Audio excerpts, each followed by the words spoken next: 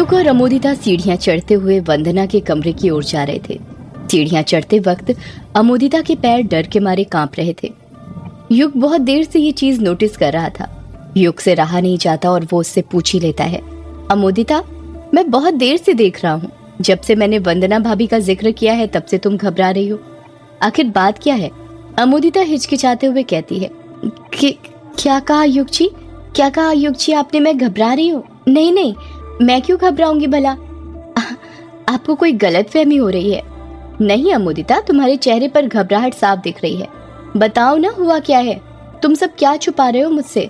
अमोदिता धीरे से कहती है, आपको वंदना भाभी के बारे में नहीं पता क्या? युग बिचकते हुए कहता है, क्या नहीं पता? जरा खुद सोच कर देखो, मैं तो 13 साल बाद आया हूँ ना, तो मुझे कैसे पता होगा कि यहाँ पर क्या चल रहा है? अमोदिता अपने सिर पर हाथ रखते हुए कहती है, अरे हाँ, मैं तो भूल ही गई थी युग जी। युग अमोदिता पर दबाव बनाते हुए कहता है, अमोदिता बात मत घुमाओ, बताओ क्या बता रही थी तुम वंदना भाभी के बारे में मुझे?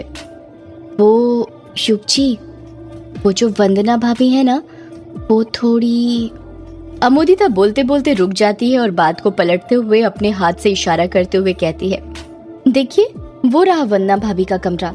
जब युग उस ओर अपनी नजरें करता है तो देखता है कि उनके सामने एक कमरा था जिसका दरवाजा लगा हुआ था। युग दरवाजे को देखते हुए कहता है, अरे ये दरवाजा तो बंद है अमोदिता। नहीं युग जी, ये बस टिका हुआ है। आप हल्का सा धक्का देंगे तो ये अपने आप ही खुल जाएगा। अच्छा, अब मैं चलती हूँ। चलती हूँ मतलब? तुम मेरे साथ अंदर नहीं आओगी? अमोदिता हिचकिचाते हुए कहती है, नहीं युग जी, आप जाइए, मुझे काम है। अरे ऐसा क्या काम है? तुम भी मेरे साथ अंदर चलो ना। नहीं युग जी, बात को समझिए, मैं नहीं आ सकती, आप अंदर जाइए, मैं जाती हूँ। इतना कहकर युग का अगला सवाल सुने बिना ही अमोदिता वहाँ से चली जाती है। अमोदिता को वहाँ से जाते हुए देखकर युग को बड़ा अजीब लगता है, पर वो इस बात पर ज्यादा ध्यान नहीं देता है क्योंकि उसे तो अपनी वंदना भाभी से मिलना था। युग दरवाजे के बाहर ही खड़े होकर आवाज लगाते हुए कहता है, वंदना भाभी देखिए, मैं आ गया। कोई जवाब नहीं आता। युग फिर आवाज लगाता है, वंदना भाभी आप जरा बाहर तो आइए, देखिए कौन आया है आपसे मिलने, आपका युगू। 5-10 मिनट इंतजार करने के बाद भी जब कोई जवाब नहीं आता तो युग बिना कुछ सोचे समझे अंदर जाने का फैसला कर लेता है। अच्छा, आपको बाहर नहीं आना तो बताइए, मैं ही अंदर आ जाता हूँ। मैं अंदर आ रहा हूँ भाभी। इतना कहकर युग दरवाजे को हल्का सा धक्का दे देता है। जैसे ही युग दरवाजे को धक्का देता है, दरवाजा चरमराते हुए खुल जाता है। इस तरफ रोंका मुचा गांव के सरपंच रतन पाली के घर के आंगन में मीटिंग बैठी हुई थी। आंगन में 3 कुर्सी लगी हुई थी, जिसमें एक कुर्सी में बंगला मुडा गांव के सरपंच भूपेंद्र बक्सी, दूसरी कुर्सी पर रोंका मुचा गांव के सरपंच रतन पाल और तीसरी पर युग के बड़े पापा दिलीप बैठे हुए थे। युग के मामा सुदेश हमेशा की तरह दिलीप के पीछे खड़े हुए थे। आंगन में करीब 40-50 लोग थे, जिसमें से कुछ खड़े तो कुछ बैठे हुए थे और बड़ी आस लगाकर कुर्सी पर बैठे तीनों आदमियों की ओर देख रहे थे। बंगला मुडा गांव के सरपंच भूपेंद्र पाल थोड़ा असमंजस में पड़कर दिलीप से कहते हैं, दिलीप जी, आपको तो पता ही है कि ये मीटिंग क्यों रखी गई है। भला आपसे क्या छुपा है? हम तो ये मीटिंग रखना ही नहीं चाहते थे, पर आपको तो पता ही है, बंगला मुडा गांव और रोंका मुचा गांव दोनों के ही नियम कानून सबके लिए बराबर है, चाहे वो फिर कोई भी हो। गांव के लोगों को भी संतुष्टि मिल जाएगी इस मीटिंग से। दिलीप अपनी मूंछों को ताव देते हुए कहता है, पता है, हमें मत सिखाओ और सीधे मुद्दे की बात करो, समझे? हमारे पास ज्यादा वक्त नहीं है और भी काम है हमें।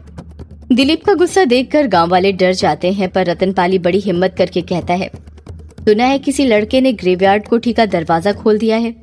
रतन पाली अपनी बात पूरी करता उससे पहले ही भूपेंद्र बोल पड़ता है, सुना नहीं है रतन जी, मेरे आदमी तो खुद उस कोठी को बड़ी हिम्मत करके देख के आए हैं। उसका दरवाजा खुला हुआ है और सुनने में आया है कि वो लड़का और कोई नहीं, वही लेखक साहब अनुराग जी का बेटा है युग। युग के बड़े पापा दिलीप कुछ नहीं कहते, वो आराम से कुर्सी पर बैठकर उन दोनों की बातें सुन रहे थे। भूपेंद्र को सवाल करते देख रतन की भी हिम्मत बढ़ जाती है और वो भी सीना चौड़ा करते हुए कहता है, आपको तो पता ही है कितने लोगों ने अपनी जान की कुर्बानी दी थी उस ग्रेवयार्ड कोठी को बंद करने में। कल ही किश्नोई नदी पर ढेर सारे मरे हुए कौवे मिले हैं और ये संकेत है मौत के पहले का, संकेत कि वो आने वाली है, और यदि वो फिर से आ गई तो गांव में फिर से मर्दों के शिकार होना शुरू हो जाएंगे, और यदि ऐसा हुआ तो दोनों गांव को वापस से शमशान बनने में देर नहीं लगेगी। दिलीप अभी भी कुछ नहीं बोलता, वो बस अपनी मूंछों को घुमाए जा रहा था। दिलीप को यूं चुप बैठा हुआ देखकर भूपेंद्र और रतन तो हैरान थे ही, पर उससे ज्यादा गांव वाले थे। क्योंकि गांव वालों ने आज तक दिलीप को इतनी देर तक चुप बैठा कभी नहीं देखा था। अचानक से वातावरण में खामोशी छा जाती है। दिलीप अपनी खामोशी को तोड़ते हुए कहता है, हो गया तुम दोनों का, जो कहना था कह दिया। अब सब लोग ध्यान से सुनना मेरी बात। इन दोनों गांव की जितनी फिक्र मुझे है उतनी किसी को नहीं हो सकती, यहाँ के सरपंचों को भी नहीं। जैसे ही दिलीप ये बात कहता है, रतन और भूपेंद्र तिरछी नजरों से दिलीप को देखने लग जाते हैं, पर कहते कुछ नहीं। दिलीप अपनी बात को आगे जारी रखते हुए कहता है, सारा गांव जानता है, इस गांव में यदि पक्की सड़कें, स्कूल, बांध, जो भी निर्माण कार्य हुआ है उसका सारा पैसा मैंने दिया है। तो मेरे सिवा कोई भी गांव की भलाई नहीं सोच सकता, समझे आप लोग। रतन बीच में ही दिलीप को टोकते हुए कहता है, पर दिलीप जी, इन सब बातों का ग्रेवयार्ड कोठी के खुलने से क्या लेना देना। दिलीप गुस्से से कहता है, मेरी बात तो पूरी होने दे पहले रतन। तो हाँ, क्या बोल रहा था कि मेरे सिवा कोई भी गांव की भलाई सोच भी नहीं सकता। और रही बात ग्रेवयार्ड कोठी की, तो बस दरवाजा खुला है। यक्षिणी अभी भी उसी कमरे में कैद है जहां पर उसे तीनों धर्मगुरुओं ने कैद किया था। मेरे भाई अनुराग का बेटा युग, जो कि शहर से आया है, उसे पता नहीं था इस बारे में। गलती से उससे ग्रेवयार्ड कोठी खुल गई है। जल्द ही कोठी वापस से बंद हो जाएगी, आप लोग फिक्र ना करें। हर कोई ध्यान से दिलीप की बात सुन रहा था। सब लोग एक टक नजर से उसकी ओर देख रहे थे। दिलीप अपनी बात को खत्म करते हुए कहता है, अब और किसी को कुछ कहना या पूछना है तो पूछ सकता है। कोई कुछ नहीं पूछता है, क्योंकि गांव वालों के मन में दिलीप का बहुत खौफ था। कोई भी उसके फैसले के खिलाफ नहीं जा सकता था। दिलीप अपनी कुर्सी पर से उठता है, गांव के लोगों के सामने हाथ जोड़ता है और वहां से जाने लग जाता है। दिलीप के पीछे पीछे ही सुदेश भी वहां से जाने लग जाता है। इस तरफ जब युग कमरे के अंदर घुसता है तो देखता है कि कमरे के अंदर चारों तरफ अंधेरा ही अंधेरा था। युग की समझ में नहीं आ रहा था कि उसकी वंदना भाभी ने कमरे के अंदर इतना अंधेरा क्यों करके रखा था, जबकि बाहर लाइट तो थी। युग वंदना को आवाज लगाते हुए कहता है, भाभी कहाँ पर हैं आप अंदर ही हो ना। कोई जवाब नहीं आता। युग वंदना को ढूंढते हुए कमरे के अंदर आगे बढ़ने लग जाता है। जैसे जैसे वो कमरे के अंदर आगे बढ़ता जा रहा था, खामोशी और अंधेरा बढ़ते जा रहा था। युग बार बार वंदना को पुकारे जा रहा था, पर कोई भी जवाब नहीं आ रहा था। युग वंदना को पुकारते हुए कहता है, वंदना भाभी कहाँ पर हैं आप? अंदर ही हो ना आप? यहाँ पर हो या नहीं? युग वंदना को पुकारते हुए आगे बढ़ ही रहा था कि तभी उसके पीछे से एक काला साया निकलता है। वो झट से पीछे मुड़ता है, पर जब तक वो पीछे मुड़ता है वो काला साया वहां से जा चुका था। युग समझ ही नहीं पाता कि उसके पीछे से थोड़ी देर पहले क्या चीज गुजरी थी। जब युग वापस आगे देखता है तो उसकी आंखें फटी की फटी रह जाती हैं। उसके हाथ पैर सुन्न पड़ जाते हैं। वो उल्लू की तरह अपनी आंखें तेज करके अंधेरे में देखता है कि बिस्तर के ऊपर एक औरत बैठी हुई थी जिसने सफेद साड़ी पहनी हुई थी। उस औरत के लंबे लंबे बाल उसके चेहरे पर बिखरे हुए थे, जिस कारण उसका चेहरा अच्छे से नहीं दिख रहा था। एक कारण ये भी था कि वो अंधेरे में बैठी हुई थी। युग मन ही मन सोचने लगता है, जरूर यही वंदना भाभी होगी, क्योंकि विराट भैया के गुजर जाने के बाद वंदना भाभी ने विधवा के तौर तरीके अपना लिए होंगे। युग धीरे से कहता है, वंदना भाभी आप ये अंधेरे में क्यों बैठी हुई हैं? लाइट तो है, फिर आपने लाइट जलाई क्यों नहीं? बिस्तर पर बैठी औरत कुछ जवाब नहीं देती है, पर युग अपनी बात आगे जारी रखता है और कहता है, वंदना भाभी आप चुप क्यों हैं? कुछ तो बोलिए। आपको पता है यहाँ पर स्पेशली सिर्फ मैं आपसे और बड़ी माँ से मिलने आया हूँ, वरना आपको तो पता ही है बड़े पापा को देखकर यहाँ पर मेरा आने का मन नहीं करता है। वो औरत फिर कुछ जवाब नहीं देती। युग बातें करते हुए अपने कदम बिस्तर पर बैठी औरत की ओर बढ़ाने लग जाता है। इस तरफ रजनी अपने कमरे के अंदर थी और कुछ ढूंढ रही थी। उसने सारे कमरे का सामान बिखरा दिया था। रजनी कमरे के अंदर रखी अलमारी खोलती है और उसका सामान बाहर फेंकते हुए कुछ ढूंढने लग जाती है।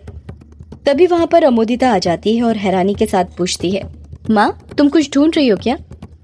अचानक किसी की आवाज सुनकर पहले तो रजनी घबरा जाती है, पर जब वो पीछे पलटकर देखती है कि अमोदिता ने उसे आवाज दी थी तो वो चैन की सांस लेने लग जाती है और वापस से अपना कुछ सामान ढूंढने लग जाती है। अमोदिता फिर पूछती है, माँ बताओ ना तुम कुछ ढूंढ रही हो क्या? रजनी बात को पलटते हुए कहती है, तू यहाँ पर क्या कर रही है? मैंने तो तुझे युग के साथ वंदना के कमरे में भेजा था ना। अमोदिता उलझन में जवाब देती है, हाँ माँ, पर मैं युग जी को वंदना भाभी के कमरे के पास छोड़कर वापस आ गई। रजनी गुस्से से कहती है, नालायक लड़की, तुझे मैंने युग के साथ इसलिए भेजा था ताकि तू उसके साथ कुछ वक्त बिताए, उसे बातों में फंसाए, बचपन की बातें याद दिलाए, पर तू तो एक नंबर की ढोर निकली।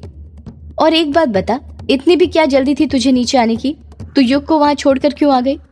अमोदिता हिचकिचाते हुए कहती है, आप तो जानती हैं ना माँ, वंदना भाभी की हालत। मुझे उनसे डर लगता है उनके पास जाने में भी। रजनी अपने हाथ से अमोदिता के सिर पर मारते हुए कहती है, क्या कहा? डर लगता है? कैसी लड़की है रे तू? मुझे तो तुझ पर शक होता है कि तू मेरी बेटी है या नहीं। काला जादू करने वाले कब से डरने लग गए? वो डरते नहीं हैं बल्कि अपनी काली विद्या से पूरी दुनिया को डराते हैं, समझी? समझ रही हूँ माँ, पर मैं तो अभी ये जादू टोना करना बस सीख रही हूँ ना, तुम्हारी तरह एक्सपर्ट थोड़ी हूँ। रजनी अपने भवें उठाते हुए कहती है, हाँ वो दिखा। मुझे ये बता, तूने चाय की ट्रे क्यों गिरा दी? वो माँ, मैंने कोई जानबूझकर नहीं गिराई थी चाय की ट्रे, गलती से गिर गई थी। क्या कहा गलती से? नालायक लड़की, तुझे पता है ना इन काली विद्याओं में गलती नहीं चलती। गलती की सजा सीधा मौत होती है, समझी? अमोदिता अपनी माँ की बातों का कुछ जवाब नहीं दे रही थी। वो शांति से उसकी सारी बातें सुन रही थी। रजनी अपनी बात को आगे जारी रखते हुए कहती है, अगर आज तू युग को चाय पिला देती तो सारी बात बन जाती। बस एक बार युग तेरे वश में आ जाता, फिर देखना था क्या होता है यहाँ पर। जो भी है सब अपना ही होता। अमोदिता एक्साइटेड होते हुए कहती है, माँ तुम फिक्र क्यों कर रही हो? अगर हम युग जी को चाय नहीं पिला पाए तो क्या हुआ? खाना तो आज युग जी यहीं पर खाएंगे ना। हम उसमें उन्हें कुछ मिला के दे देंगे जिससे वो हमारे वश में आ जाएंगे। नालायक लड़की, ये जादू टोना है, कोई मदारी का खेल नहीं कि जब मन चाहा शुरू कर दो। इसका भी एक वक्त होता है, समय सीमा होती है। हर कभी नहीं किया जाता ये सब, समझी? अमोदिता शर्म से अपना सिर नीचे झुका लेती है। रजनी अपनी बात को आगे जारी रखते हुए कहती है, एक काली विद्या को दिन में बस एक बार ही कर सकते हैं, बार बार नहीं। अब हमें कोई दूसरा तरीका सोचना पड़ेगा और उसे भी रात के 12 बजे के बाद ही कर सकते हैं, क्योंकि तब अगला दिन शुरू हो जाएगा। पर हम क्या करेंगे माँ? रजनी वापस से अलमारी के दराज में कुछ ढूंढते हुए कहती है, वही तो ढूंढ रही हूँ, बस एक बार वो मिल जाए फिर देखना। पर आप क्या ढूंढ रही हो माँ?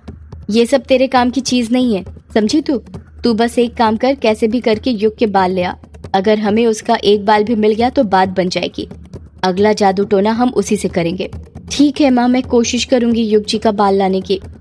रजनी गुस्से से कहती है, नालायक लड़की, कोशिश नहीं, मुझे युग का बाल चाहिए ही, समझी? वरना भूल जा युग को, समझी? ठीक है माँ, मैं ले आऊंगी युग जी का बाल। इस तरफ रजनी और अमोदिता युग पर जादू टोना करने की प्लानिंग कर रही थी, तो वहीं दूसरी तरफ युग वंदना के कमरे में था और घबराया हुआ सा लग रहा था, क्योंकि वो जब से वंदना से बात करने की कोशिश कर रहा था, पर बिस्तर पर बैठी औरत ने अपने मुंह से एक लफ्ज भी नहीं बोला था। युग उस औरत के पास कदम बढ़ाते हुए कहता है, भाभी आप कुछ बोल क्यों नहीं रही? ऐसे अच्छा थोड़ी लगता है, जब से बस मैं ही आपसे बातें कर रहा हूँ, आप तो कुछ बोल ही नहीं रही। युग के इतना कहते ही बिस्तर पर बैठी औरत एकदम से रोने लग जाती है।